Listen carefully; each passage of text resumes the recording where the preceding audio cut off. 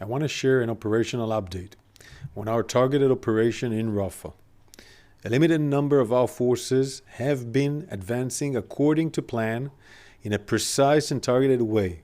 Our forces have advanced on the Philadelphia route along the Gaza-Egypt border and have now reached the Tel Sultan area of Rafah.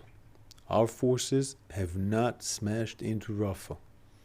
We have been operating according to precise intelligence, conducting targeted raids, using precise munitions, and focusing on dismantling Hamas attack capabilities in Rafah. While we operate, we're also assessing our actions, adjusting and amending our operations, and increasing our efforts to minimize civilian harm. We are operating according to plan and according to international law.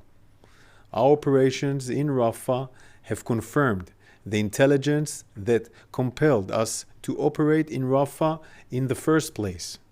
Hamas turned the Philadelphia route into a central Hamas hotbed of terror. We have now gained operational control over the Philadelphia route in Rafah. Here's what our forces found in Rafah so far. Dozens of rocket launchers with rockets inside ready to be fired at Israeli homes next to the border with Egypt.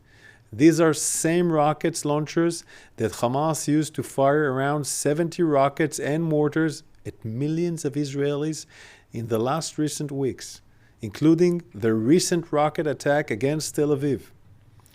During our operations on the Philadelphia route, we also found a subterranean tunnel system near the border with Egypt.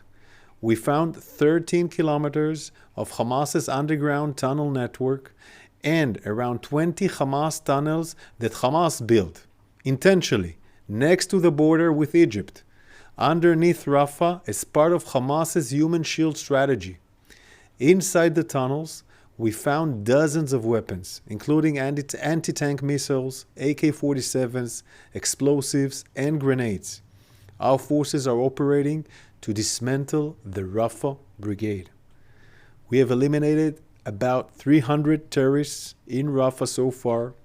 Some of the terrorists were hiding in the tunnels in Rafah, and our troops bravely fought them underground in close combat.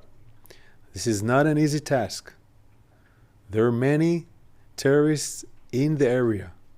3 of our soldiers lost their lives as they fulfilled this mission. Hamas is in Rafah. Hamas has been holding our hostages in Rafah, which is why our forces are operating in Rafah. Hamas is holding our hostages in living hell across our border in Gaza, including in Rafah. We will not stop fighting for their freedom. Every decent country in the world would do the same.